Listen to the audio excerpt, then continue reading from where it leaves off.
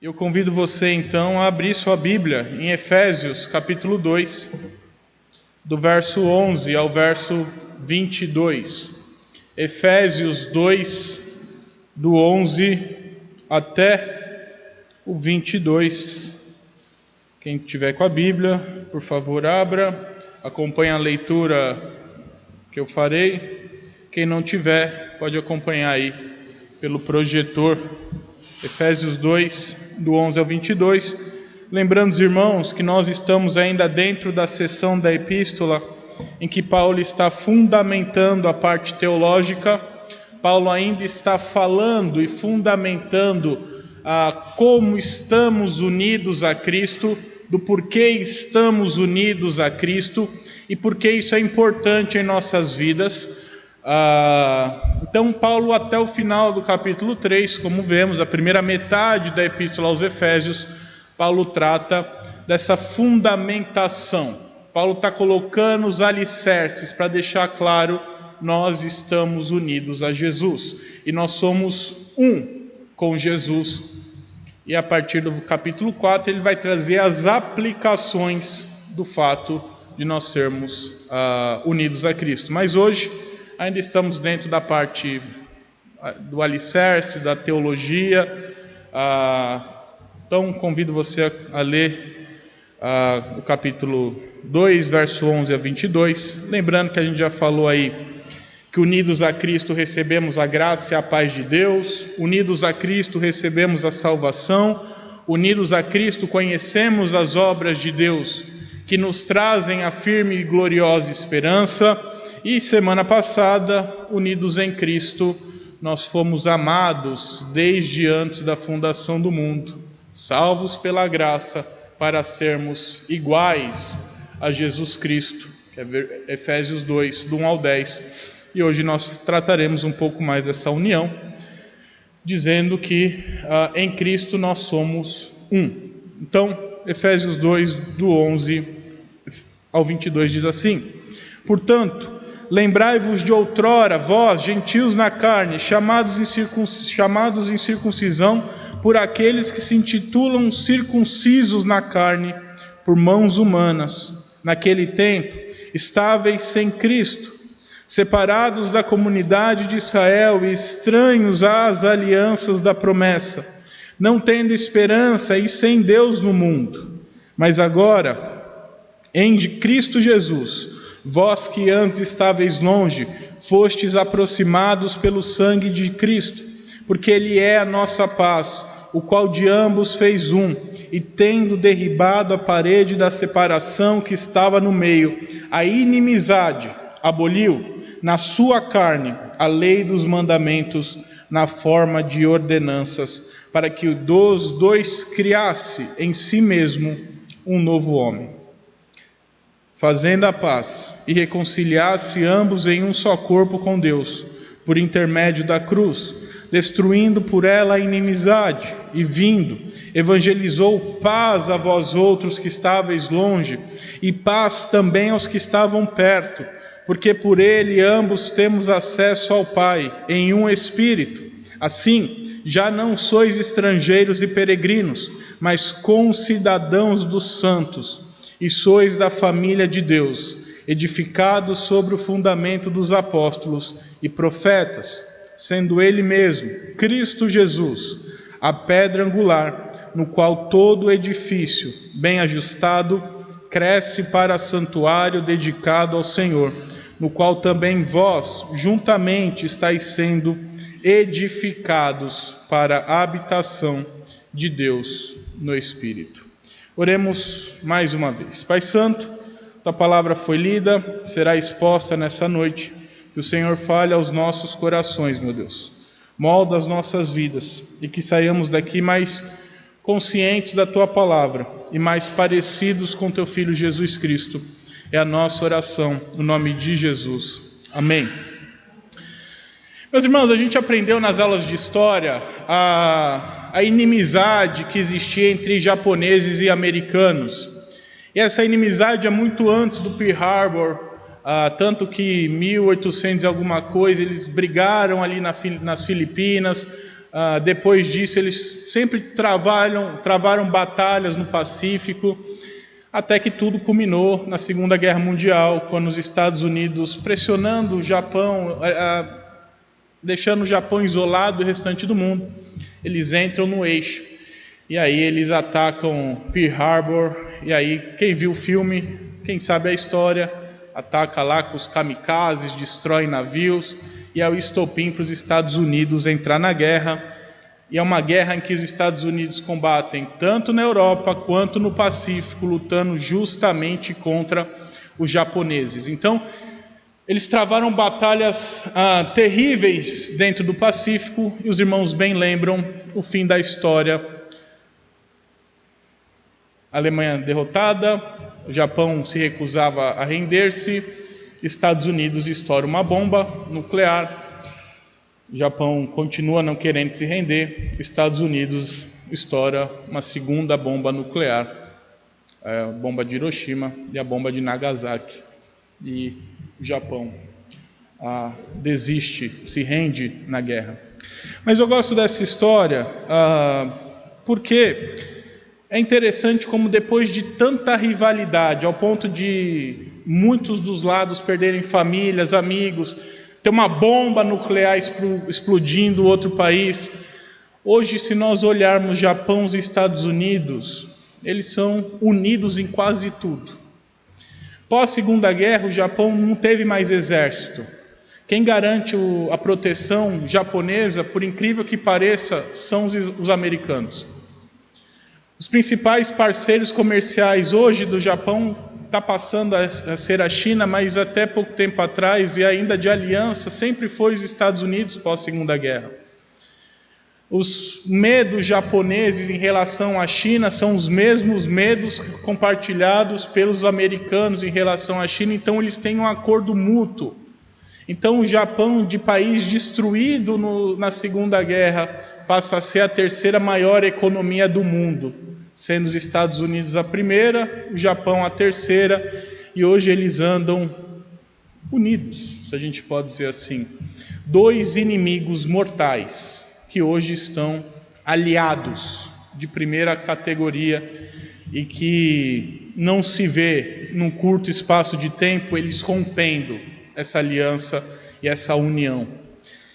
E essa história me chama a atenção porque ela fala um pouco sobre o que acontece também nas nossas vidas, sobre o que acontece também nas nossas vidas espirituais, porque nós também fomos inimigos de Deus, nós também fomos inimigos do povo de Deus. Hoje nós somos do povo, mas houve um tempo em que nós não éramos do povo, pelo contrário, éramos inimigos do povo de Deus. Tão mortais quanto Japão e Estados Unidos, mais inimigos ainda. Nós éramos do povo de Deus e agora nós somos unidos a esse povo, unidos a Cristo. E muito melhor do que Japão e Estados Unidos, que tem rugas, que ora está melhor, ora está pior, e que vai acabar um dia essa aliança deles, a Bíblia garante que a nossa união é eterna, que a nossa amizade agora durará para todo sempre, que se antes éramos inimigos, a partir do momento que nós nos tornamos amigos de Deus, uns em Jesus Cristo, agora todos nós somos um até o fim dos tempos. E depois disso também, por toda a eternidade, seremos um só povo em Jesus Cristo. E é sobre isso que eu quero falar nessa noite, nesse sermão que tem por tema: Unidos em Cristo, somos um. Unidos em Cristo, nós somos um só. E a primeira lição desse texto é que unidos em Cristo nós somos um, e isso é impossível longe de Jesus. Unidos em Cristo nós somos um, mas sem Jesus isso é totalmente impossível. Do verso 11 ao verso 12, Paulo ensina isso. E ele começa pedindo, ou ensinando, ou dando uma ordem, uma exortação aos efésios, dizendo que eles deveriam se lembrar de como eles eram antes de conhecer a Jesus Cristo. Então ele deixa claro aí no verso 11: lembrai-vos do que vocês eram outrora. Lembrai-vos de quem vocês eram no passado. E a ideia desse verbo é engraçado, porque o nosso tempo verbal em português não traz a riqueza do tempo verbal grego. E é interessante ver o tempo verbal aqui do lembrai-vos, é um presente no tempo grego, só que a ideia do grego do presente não é a ideia que a gente tem, que está acontecendo agora, mas é uma ideia de continuidade. Então Paulo está dando uma ordem para eles se lembrarem, e essa ordem não é para que eles se lembrem só naquele momento, mas é para que em todo o tempo eles tenham em mente quem eles eram antes de Jesus. Em todos os momentos eles deveriam, e com constância eles deveriam se lembrar quem eles eram antes de Jesus, e como eles eram, sendo gentios de nascimento, o que é o nosso caso aqui, ou a maioria de nós, eu penso, gentios de nascimento, ou a menos que você tenha um israelita como ascendente na sua família, e só israelitas, então eu penso que todos nós aqui somos gentios de nascimento. E sendo gentios de nascimento, como a maioria daquela igreja de Éfeso era, nós também somos incircuncisos e estávamos longe de Deus, do conhecimento de Deus, das promessas de Deus, das alianças de Deus, longe e alienados de tudo, absolutamente de tudo quanto diz respeito ao Senhor. E eles eram de tal modo alienados, eles eram de tal modo estranhos às alianças de Deus. E nós somos assim, que nós vivíamos como pessoas sem esperança. Nós e eles vivíamos como pessoas sem esperança, ou como Paulo diz, como pessoas sem Deus. O termo aqui em grego é o mesmo termo que a gente conhece em português, ateus. Eles viviam como ateus. Isso é interessante porque a gente, quando fala de ateísmo, a gente só acha que é crença, mas existe um tipo de ateísmo pior, que é o ateísmo vivencial, ou o ateísmo da prática, em que a gente até acredita que existe Deus, mas na prática a gente vive como se Deus não existisse. E todos nós éramos assim. Todos nós, em certa medida, éramos assim. Pessoas que se perguntassem na rua: você acredita em Deus? Responderíamos: claro. Claro que eu acredito em Deus. É a brincadeira que eu faço do meu pai, que não é brincadeira, que é falar até: não, Deus é meu parça. Só que olhando para a vida, olhando para as obras, nós vivíamos como hipócritas, porque falávamos: eu creio em Deus, mas vivíamos como se Deus não existisse, e como se não existisse nada no porvir. E muitos de nós éramos assim, todos nós éramos assim, antes de conhecer a Jesus Cristo. Todos de nós tínhamos as nossas crenças, acreditávamos em Deus, se perguntados até dizíamos: não, eu acredito em Jesus Cristo. Só que vivíamos na prática como ateus praticantes, fazendo aquilo que dava na mente, fazendo aquilo que desejava o nosso coração pecaminoso, pecando sem se importar com o amanhã, vivendo hoje e esquecendo o amanhã, vivendo como se não houvesse um porvir, não houvesse uma eternidade, não houvesse algo após a morte.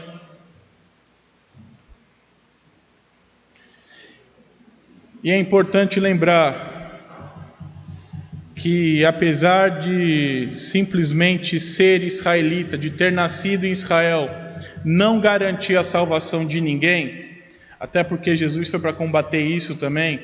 Não é porque você nasceu na nação ou você tem um ascendente israelita que você está salvo, mas foi para aquela nação. Foi para aquela nação que Deus se revelou primeiramente. Foi para aquela nação que Deus mostrou suas alianças. Foi para aquela nação que Deus mostrou quem Ele era, levantou profetas. Paulo diz isso aos Romanos no capítulo 9, olha, são israelitas, pertence-lhes a adoção e também a glória, as alianças, a legislação, o culto e as promessas. Só que eles rejeitaram tudo isso ao rejeitarem o Filho de Deus. E agora nós temos acesso a todas essas coisas em Cristo somente. Por isso, meus irmãos, por nascimento, por origem, por contexto sociocultural, por qualquer que seja, os gentios são por natureza, nós somos por natureza totalmente alienados e totalmente distantes do verdadeiro Deus.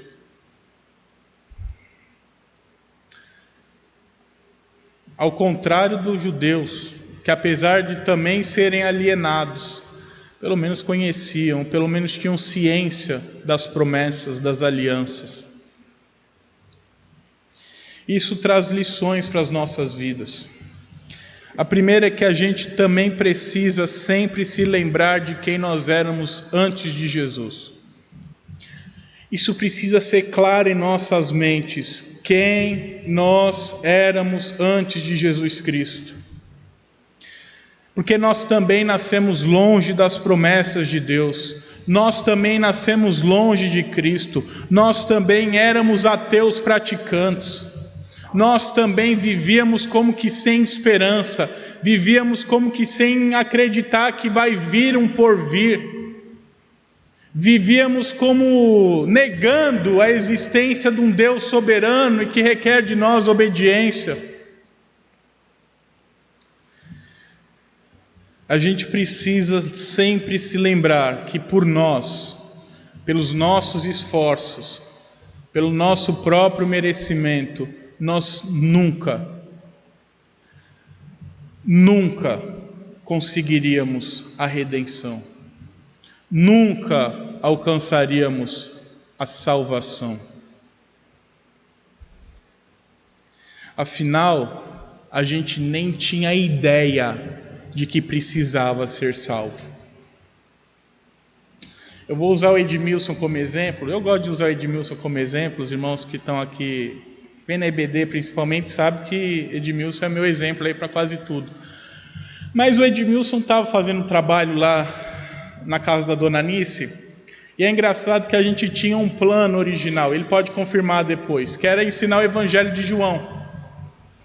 E quando a gente foi rodar a primeira lição, o primeiro estudo, ele virou para mim e falou: pastor, vamos mudar? Porque me fizeram uma pergunta interessante, que eu acho que é importante, que é: por que eu preciso ser salvo?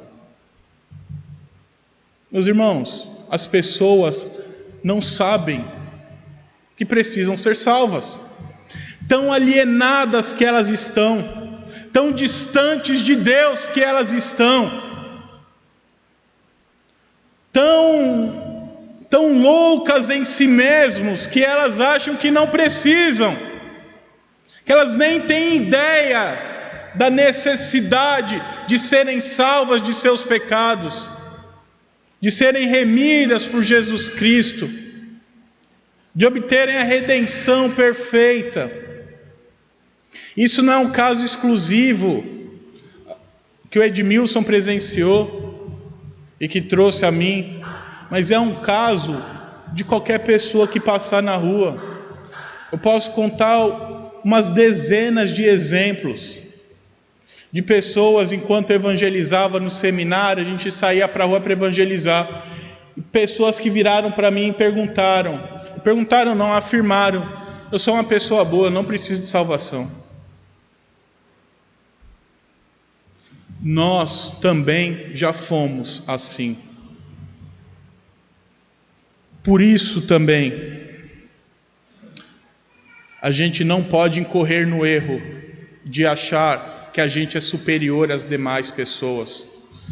Porque muitos dos nossos irmãos, que ainda não são irmãos, ainda estão vivendo no mundo, estão cegos em seus pecados. E nós já estivemos na mesma posição. E nós precisamos nos lembrar de quem éramos antes de Cristo e a necessidade que aquelas pessoas têm de conhecer o Filho de Deus e a verdadeira salvação. Nós precisamos ter paciência com essas pessoas, de que elas estão totalmente alienadas de Deus, e que se Deus não transformar o coração delas, elas continuarão dizendo com suas bocas que Deus existe, mas com suas obras que Deus não existe, vivendo na hipocrisia mundana, dizendo que conhece a Cristo e rumando ao inferno, porque suas obras condenam a eles. A segunda lição é que existe mas muito ateu no nosso país. Se a gente pegar o IBGE lá, vai dizer que só 86% da população é cristã, fora as outras religiões, então aí não dá uns 3% da religião de ateu. Mas se você olhar para o texto bíblico, você vai perceber que mais de 90% da população brasileira é ateia. E são homens e mulheres que vivem como se Deus não existisse. Está cheio em nosso país. Está cheio, você tem amigos assim, você tem familiares assim, você tem pessoas do seu trabalho assim, pessoas que têm lá até a religiosidade delas, mas que é uma religiosidade fria, morta, e são ateus em seus corações e práticas, porque vivem do jeito que querem, em seus pecados, em sua iniquidade, sem se importar com a vontade de Deus, sem se importar com o que o Deus soberano requer de nós, sem se importar com o que o Deus soberano exige das nossas vidas.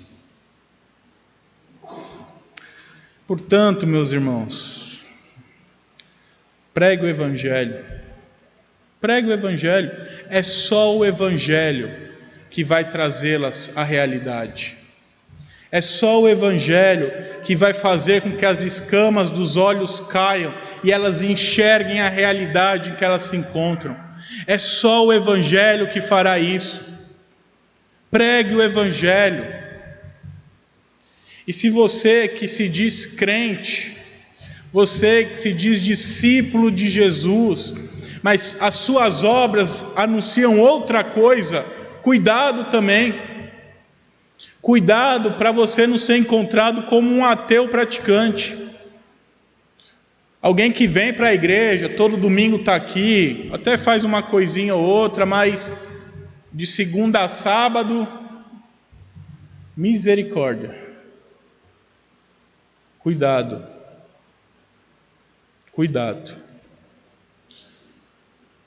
A primeira lição que vimos então é que longe de Cristo é impossível nós sermos um, porque é impossível nós conhecermos a Cristo, é impossível nós conhecermos a Deus, e é impossível nós querermos a Deus, porque estamos totalmente alienados, totalmente distantes, totalmente cegados por nossos pecados.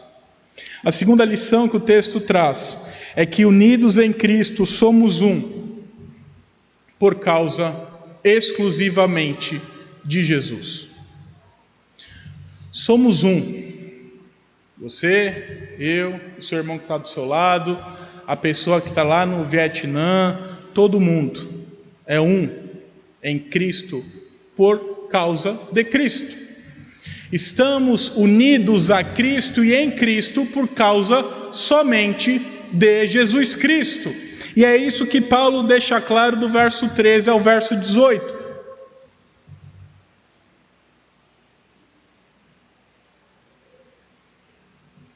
E ele diz nessa segunda parte, argumentando que se antes éramos inimigos, distantes uns dos outros e do próprio Deus, agora a nossa situação é diferente, é totalmente diferente, mudou da água para o vinho. Se antes nós éramos inimigos, se antes nós éramos alienados, se antes nós estávamos distantes de Deus, agora nós estamos unidos por causa de Cristo e por causa da redenção e salvação de Jesus Cristo sobre as nossas vidas. E que essa redenção e salvação nos aproximou de tal modo que agora nós somos um só e unidos estamos ao próprio Deus. Essa redenção feita através do derramamento sacrificial do sangue do Filho de Deus, o qual é em si mesmo a nossa paz, esse sangue derramado, o Filho de Deus é a própria paz, de modo que se antes éramos inimigos, agora nós temos paz com Deus e paz uns com os outros.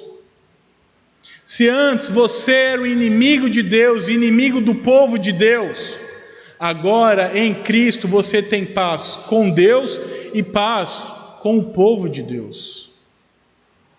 Por isso Ele mesmo é a nossa paz, por isso é nele que nós estamos unidos, e que tudo o que antes nos separava em Cristo foram abolidos, foram destruídos, foram mortos, foram dizimados por Jesus.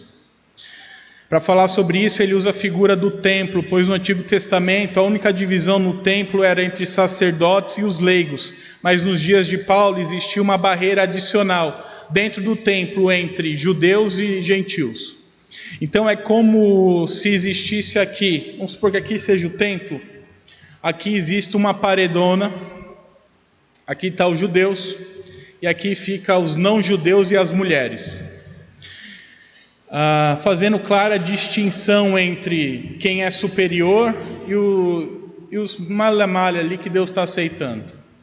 E Paulo está ensinando que em Cristo essa divisão acaba, de modo que agora nós todos somos um só corpo, de que agora nós todos somos um, seja de origem judaica, seja de origem gentílica, seja homem, seja mulher, seja qualquer etnia que for, todos agora são um e um só em Cristo Jesus. Ou seja, se antes éramos diferentes, se antes éramos distantes por causa da nossa cultura, por causa da nossa nacionalidade, por causa da nossa condição social, se antes nós brigávamos uns com os outros, se antes nós não conseguíamos viver em paz por conta de partido político A ou B, agora nós temos paz, agora nós estamos unidos, agora nós estamos juntos e nada nos separa. Se antes tudo nos separava, agora nada mais nos separa.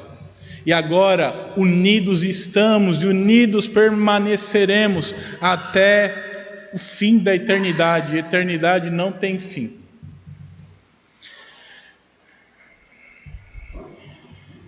Isso é interessante, meus irmãos, porque quando Cristo nos chama, nós ainda somos diferentes, se você parar para pensar bem.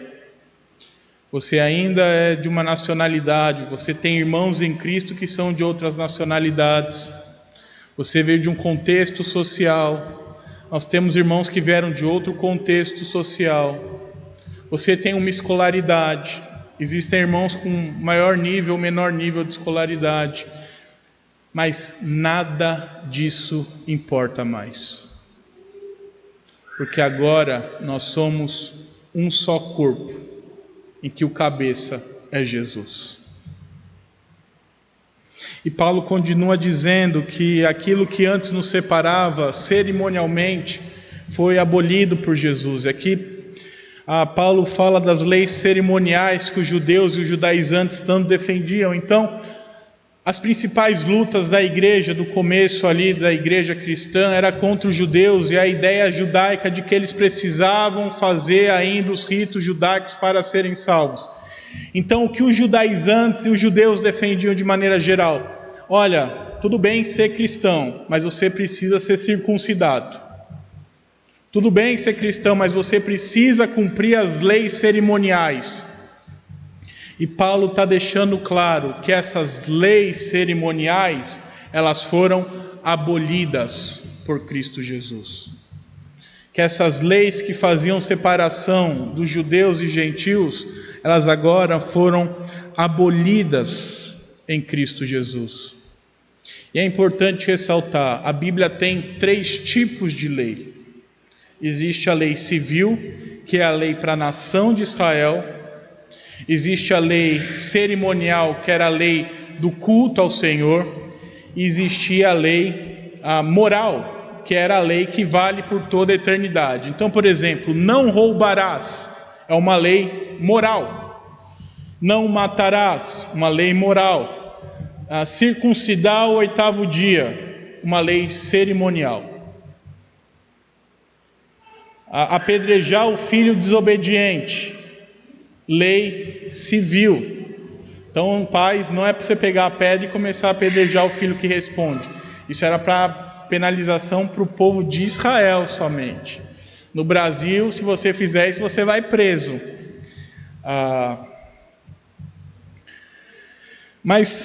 Então, existem esses 3 tipos de lei. E a lei cerimonial, que é a lei que cuidava do culto, dos levitas, sacerdotes, oferecer sacrifício, tudo isso foi abolido, porque Jesus Cristo é em si o cumprimento de toda essa lei. Ele é o sacrifício perfeito, Ele é o sacerdote perfeito, é nele que nós temos perfeição de acesso ao Pai. E é por Ele que nós temos o nosso culto ao Senhor. É baseado na obra dele que nós cultuamos a Deus. Então, em Jesus Cristo, Paulo está dizendo, findou-se a lei cerimonial. Em Jesus Cristo, aquilo que era lei para culto, acabou. Afinal, quando o nosso Redentor, o nosso Senhor Jesus Cristo obedeceu toda a lei, ela foi abolida, no sentido de não precisar mais ser obedecida por aqueles ou a quem Jesus veio. Ela não é mais útil, porque a sua missão já foi cumprida. Ou seja, eu preciso sim obedecer à lei de Deus, mas que lei? A lei moral.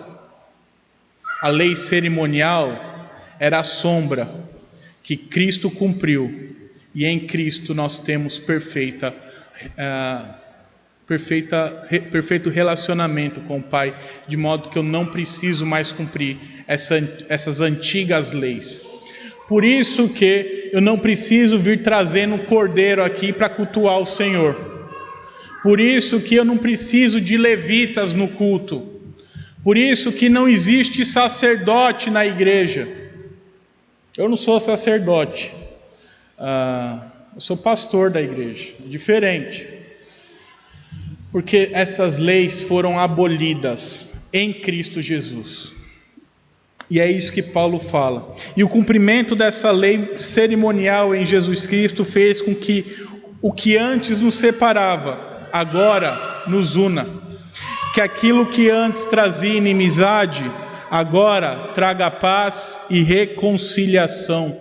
Pois estamos todos em um só corpo. Estamos todos unidos e nele, em Jesus, todas as diferenças acabam. E Paulo conclui que a obra de união de Jesus Cristo não se limitou só a ele realizar o necessário para nos unir, mas Jesus fez mais e ele proclamou essa boa notícia também aos gentios e também aos judeus. a evangelização de Jesus, essa notícia de paz de Jesus, essa evangelização da paz, também era para levar a boa notícia de que agora, unidos a Ele, eles eram um só povo, de que em Cristo as diferenças acabavam e que agora todos eram um, salvos do mesmo modo, com um só Senhor, com um só Redentor, com um só Salvador, que é Jesus. E isso cumpre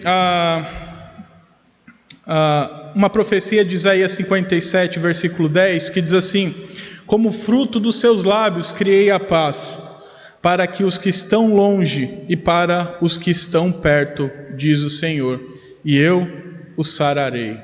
Então é interessante como Isaías já tinha profetizado que aquele que viria, através do anúncio das suas palavras, traria paz, tanto para os de longe como para os de perto. E foi exatamente isso que Jesus fez, e é exatamente isso que Paulo nos ensina. Isso traz lições, meus irmãos. E a primeira é que nós somos um. Nós somos um, isso é importante sempre ser dito. Paulo declara aos Gálatas o seguinte, Gálatas 3:28. Pedir para os nossos irmãos colocarem aí para nós lermos.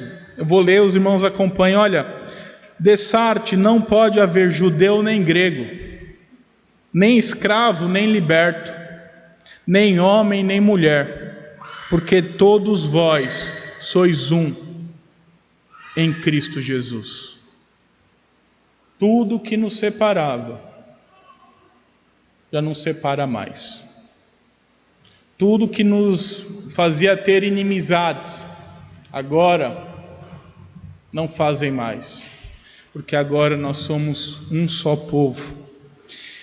Então, meus irmãos, em Cristo Jesus e por causa de Jesus Cristo, a nossa condição foi totalmente transformada. Agora nós somos um, eu e você somos do mesmo corpo, a gente está unido. As inimizades não existem mais, as diferenças não existem mais. Não tem mais sentido olhar para o corpo de Jesus, olhar para as obras de Jesus, uma obra que nos trouxe paz, e querer ficar brigando dentro da igreja. Não tem motivo para a gente querer ficar brigando com o irmão em Cristo. Mas ele está fazendo coisa errada. A gente disciplina se fizer coisa errada, a gente faz do jeito certo. Agora, não existe um irmão não ficar sem olhar para a cara do outro por 30, 40 anos. Nem por 5 dias isso existe. Não existe, qualquer que seja a questão, nos separar do nosso irmão. Mas meu irmão votou no Lula e eu votei no Bolsonaro. Tá bom. Vocês ainda são um em Jesus Cristo. Mas eu sou corintiano e meu irmão é palmeirense. O irmão está em pecado, mas a gente é um. A gente é um. As coisas de fora não podem nos separar. As coisas de fora não podem mais trazer inimizade às nossas vidas. O seu irmão que está do seu lado é um só com você. A gente é membro do mesmo corpo. Eu nunca vi, posso um dia ver, a mão ficar batendo na outra mão até quebrar e falar assim: eu não gosto de você, tá? Então eu vou te bater até você sair do corpo. E assim a gente faz dentro da igreja, e eu acho que está certo, muitas vezes. Eu falo: não, eu vou pegar a serra ali e vou serrar meu pé, porque eu não gosto do meu pé, não quero andar direito. Está saudável ali, mas eu não quero andar direito. Eu prefiro andar de cadeira de rodas e perder uma perna, porque eu não gosto da minha perna. Isso não existe. E a gente muitas vezes faz isso dentro do corpo de Deus, do corpo de Cristo, da família de Deus, da igreja de Deus. Deixa as diferenças de lado. Aquilo que nos antes fazia brigar já não deve mais ser motivo de briga, porque agora nós estamos unidos e nós temos paz em Cristo Jesus uns com os outros. Não tem melhor, não tem pior, somos o mesmo corpo, somos um só. Você não é maior nem melhor do que ninguém, eu não sou melhor nem pior do que ninguém, nós somos um, nós estamos unidos. A segunda lição é que a gente precisa de Cristo e Ele somente como fundamento da nossa adoração. A gente falou um pouco disso na EBD hoje da manhã, e como a adoração sempre esteve baseada no sacrifício, no substituto, e que esse substituto, esse sacrifício, essa redenção foi garantida a nós por Jesus Cristo e por mais ninguém. Por isso que o nosso culto é feito baseado em Cristo, no sacrifício dele. Por isso que quando adoramos, adoramos em Cristo. Quando pedimos perdão pelos pecados, pedimos perdão em Cristo. Quando intercedemos, intercedemos em Cristo. Quando somos edificados por Cristo. E quando respondemos, estamos respondendo a Cristo. A gente não faz as coisas porque a gente quer aqui, meus irmãos. O culto não é um movimento abstrato em que o pastor está lá e fala assim: poxa vida, como que eu vou inventar moda hoje? Não é assim. A gente faz baseado em Cristo Jesus, no sacrifício dele, na obra perfeita dele, e sempre é assim, porque esse é o único modo em que Deus aceita a nossa adoração.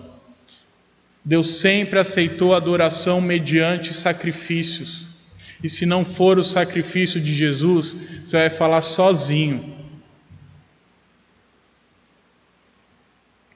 Mas se for mediante a Cristo, Deus recebe a nossa adoração e nos abençoa em Cristo Jesus. Por fim, mais uma vez entendamos a necessidade da proclamação do Evangelho. Ele é um instrumento para trazer conversão às pessoas, sim, mas ele também é essencial para que as pessoas encontrem paz com Deus. O próprio Jesus pregou o Evangelho para trazer paz às pessoas, para trazer essa união às pessoas.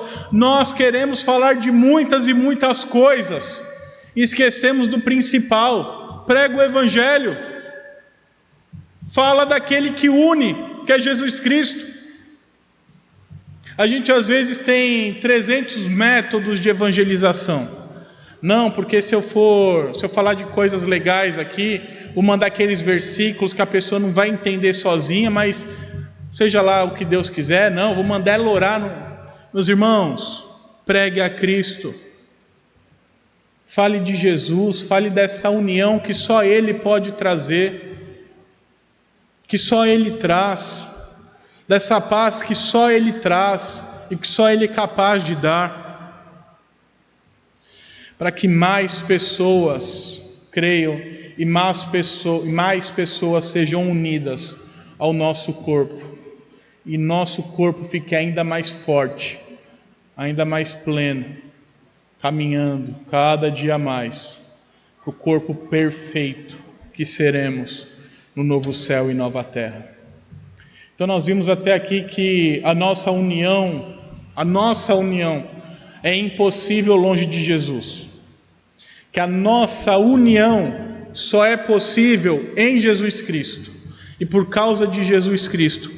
E a terceira lição desse texto é que nós estamos unidos em Cristo, e que unidos em Cristo somos um para sermos templos de Deus, para sermos habitação do próprio Deus. Do verso 19 ao verso 22, Paulo diz aí na última sessão, concluindo toda a argumentação dessa transformação, Paulo conclui toda essa argumentação dizendo que a gente foi transformado de inimigos para amigos, de inimigos para um só povo, que as nossas vidas foram transformadas, de modo que ninguém que está unido a Jesus é estranho, ninguém que está unido a Jesus é alheio a Deus. Ninguém mais é alienado, ninguém mais é estrangeiro, mas agora nós somos cidadãos dos céus, santos, e que fazemos parte da mesma família. Verso 19. Nós somos da família de Deus. Eu e você agora somos da mesma família, a família do Senhor.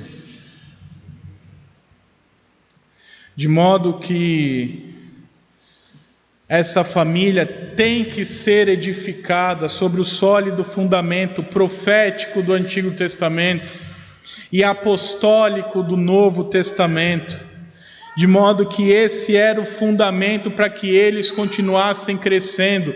Então, como esse corpo se nutriria, como esse corpo ganharia ainda mais força, sendo fundamentados no Antigo e no Novo Testamento, sendo fundamentados nos escritos proféticos que existiam no Antigo Testamento, que são os 39 livros do Antigo Testamento, e os fundamentos apostólicos deixados no Novo Testamento. E que isso era o fundamento deixado pelo próprio Jesus para crescermos juntos. É interessante que Jesus é o cabeça da igreja, Jesus é o dono da igreja, e Jesus deixou meios para que a igreja cresça em qualidade, para que o corpo cresça e se desenvolva com qualidade e quantidade, e esse fundamento é a palavra de Deus. Não tem outro. Não tem outro. Ah, mas eu acho. Pode achar o que você quiser, meu amigo. Você tem direito de achar tudo, de pensar o que você quiser, de inventar o que você quiser. Jesus falou que é a palavra de Deus e ponto final. É só a palavra. São só as doutrinas da palavra que fundamentam e que nos dão alimentação, se a gente pode dizer assim, para crescermos. A ideia, meus irmãos, é como um corpo orgânico mesmo. O Lucas era pequenininho assim. Aí o Lucas começou só a amamentação da Giovana. Aí começou a ficar gordo já. Aí uma hora, só a amamentação da Giovana não dava mais conta. Aí colocamos fórmula pro bichão. Aí só um leitinho da fórmula não dá mais conta. Agora tem que dar arroz, feijão, carne. E está com 8 meses. Eu não quero nem ver a fatura do supermercado quando ele ficar adolescente. Mas a ideia é que ele precisa se desenvolver. E assim é o corpo de Cristo também. A gente cresce junto. E para crescer, a gente precisa se alimentar da palavra de Deus, dos fundamentos proféticos, das doutrinas dos profetas no Antigo Testamento, dos fundamentos apostólicos, das doutrinas dos apóstolos no Novo Testamento. Esse é o meio para crescermos, esse é o meio para nos edificarmos. Esse é o meio em que nós crescemos na pedra angular e o edifício cresce. De modo que a igreja e o corpo só existem por causa desses fundamentos. Porque aquele que é a pedra angular, que é a pedra que dá sustentação para o resto, deixou claro que é assim que a gente vai crescer. E é assim que Atos 2 diz que a igreja crescia, quando eles viviam na doutrina e na perseverança na doutrina dos apóstolos. Eles viviam perseverando na doutrina dos apóstolos. Todos os dias eles conheciam mais e viviam aquilo que lhes era ensinado. E a igreja crescia e se desenvolvia. E que os juntos, unidos, eles eram, assim como nós somos, a habitação do Espírito Santo, quebrando assim muitas vezes a ideia que nós temos e carregamos de que só nós somos a habitação do Espírito. Em certo sentido está certo, você é templo de Deus, você é a habitação do Espírito Santo, mas longe do corpo, não dá nem para chamar de tijolo o que sobra. Que essa união que nós temos é que nos faz um templo melhor, um templo mais perfeito, um templo mais habitável do Espírito Santo de Deus. Por isso que não existe desigrejado. Por isso que é impossível a pessoa ser desigrejada. É impossível a pessoa achar que está tudo bem não tendo comunhão com os irmãos. É impossível. Porque nós precisamos uns dos outros. Porque unidos uns aos outros nós somos templos melhores do Espírito Santo. Unidos uns aos outros nós somos mais cheios de Deus. E a habitação melhor do nosso Deus. De modo que é possível ver nesse texto claramente as 4 principais marcas da Igreja de Cristo.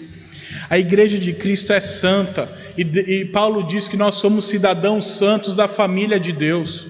A Igreja de Cristo é una, e nós estamos unidos, nós somos uma só igreja. Ah, mas aqui é presbiteriana, lá é Assembleia de Deus, é um só povo. Ah, mas é um só povo. A gente precisa ter em mente isso, de que a gente é um só povo. A igreja é una, a igreja é uma só e unida a Jesus Cristo. A igreja também é católica, universal, de que em todos os lugares existem crentes do Senhor.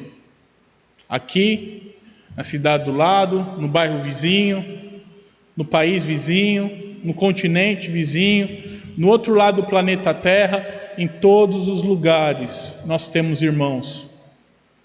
E eles estão unidos a nós, em Cristo Jesus. E a igreja, por fim, é apostólica. Porque a marca da igreja é seguir a doutrina dos apóstolos. É seguir aquilo que os apóstolos ensinaram, aquilo que os apóstolos escreveram, e nós somos essa igreja, a igreja santa, a igreja una, a igreja católica e a igreja apostólica. Por isso que a sinagoga de Satanás, da igreja católica apostólica romana, é só no nome que ela é tudo isso. Porque na prática são como ateus que vivem sem Deus. E qualquer seita, meus irmãos, que coloque-se como a única igreja, é seita. O dia que a gente virar e falar que não, só aqui é igreja, o resto não é, a gente virou seita no mesmo momento. Porque nós somos um povo espalhado por todos os cantos da terra. A gente precisa entender então que o sólido fundamento da igreja é a palavra de Deus e não pode ser outra coisa. Não pode ser nada além da palavra de Deus. Não pode ser ninguém além da palavra de Deus e do Espírito Santo que habita em nós. É o fundamento estabelecido pelo dono da igreja. É o alicerce colocado pelo Senhor da igreja, pelo Deus da igreja, para que seu povo cresça, se desenvolva, melhore, seja mais cheio do Espírito. Então, pelo amor de Deus, para de buscar misticismo gospel para ficar crescendo em Cristo, para achar que está crescendo. Não, porque se apagar a luz e tocar uma musiquinha bonitinha, fulano chorou. Se chorou, Deus está falando. Quem falou isso? Só Satanás, se for. Não, porque eu vi nas estrelas. Vocês riem, existe isso. Já falei do horóscopo aqui. O horóscopo existe. Tem gente que lê o horóscopo, número do dia, a cor do dia. Não, porque eu estou sentindo, meus irmãos, para com o misticismo. Busca as respostas que você quer na palavra. Se fosse para ficar sendo místico, Deus não precisava mandar escrever a palavra. Eu só falava, fica aí adivinhando, vê nuvem aí e adivinha o que eu estou querendo. Deus deu o fundamento da igreja, esse fundamento é a Bíblia. Então para de buscar outra coisa e começa a ler a Bíblia. Orar para que Deus te dê o entendimento, porque tudo que você precisa saber está na Bíblia. Você não precisa de nada além da Bíblia para saber da sua vida espiritual, do seu relacionamento com Deus. Tudo está lá. E só ela está assim. Então busque a palavra do Senhor. Aprenda mais da palavra, aprenda das doutrinas da palavra, para que você seja mais parecido com Jesus e, consequentemente, seja um filho melhor, um servo melhor. A segunda lição: não se isole da igreja. Não abandone a igreja. Não ache que você pode ser a igreja sozinho, longe dos demais. Mas eu não concordo. Procura outra igreja, mas não fica sozinho. Você é pecador, você vai para uma igreja que tem pecadores, lá não vai ser perfeito. A igreja perfeita é só lá no novo céu e nova terra. Então, meus irmãos, mas não se afaste. Isso nos prejudica diretamente. A gente precisa dessa união uns com os outros para sermos melhores cristãos.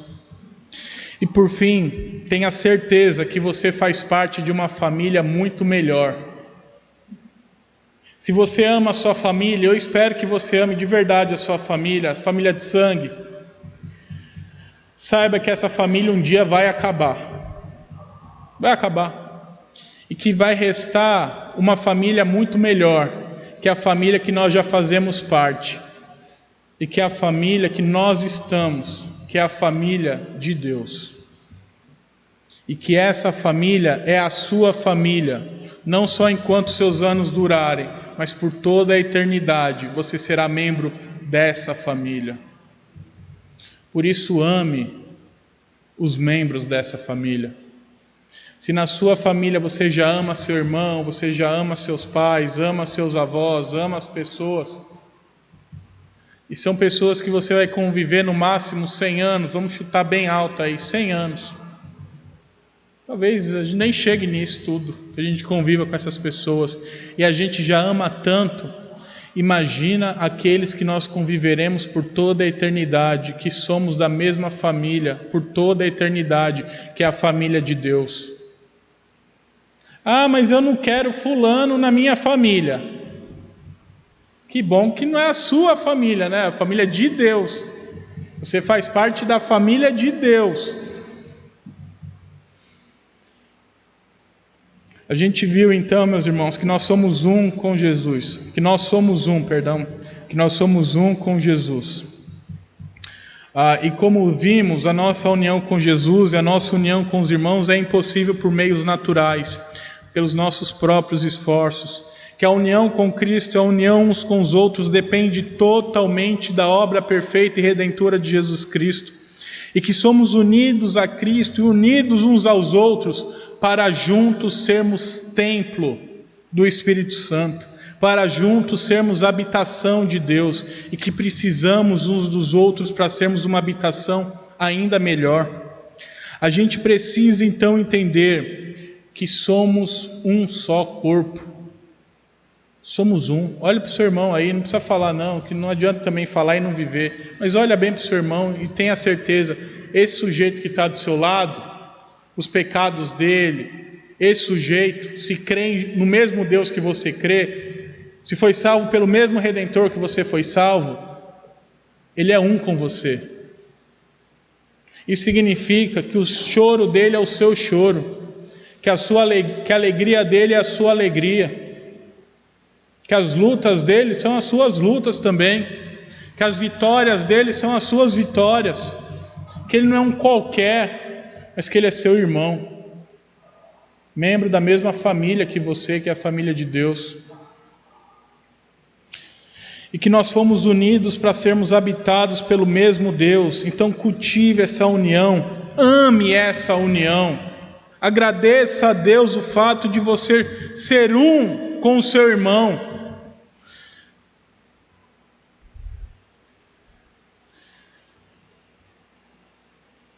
E isso nos leva a entender que a gente precisa pregar o Evangelho,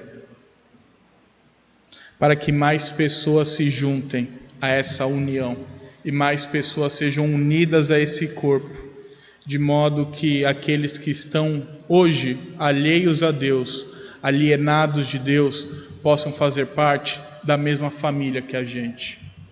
Que aqueles que hoje são nossos inimigos espirituais possam se tornar irmãos da mesma família de Deus. E isso só é possível mediante a pregação do Evangelho. Então, se você quer ver aquela pessoa que você ama dentro da família de Deus, prega o Evangelho. Não tem outro meio. Não adianta você ficar contando história bonita, história triste. Prega o Evangelho. Pregue o Evangelho, para que as pessoas se unam a nós e nós sejamos ainda mais cheios do Espírito Santo e uma habitação ainda melhor do nosso Deus. Que Deus abençoe as nossas vidas. Um sermão um pouquinho mais longo hoje, mas para expor o texto, eu falei aí uns domingos atrás que quem determina o tempo do texto é o texto. Então, se você acha que eu falo demais,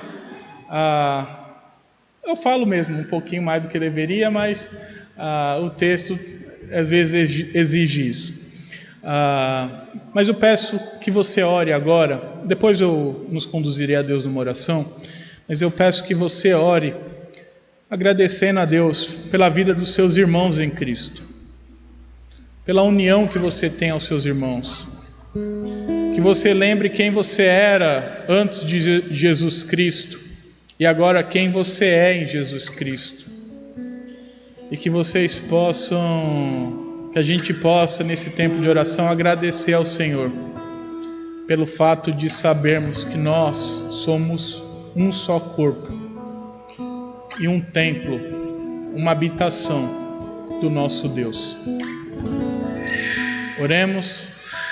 E depois eu nos conduzirei a Deus numa oração ao nosso Senhor. Mas primeiro os irmãos, oremos.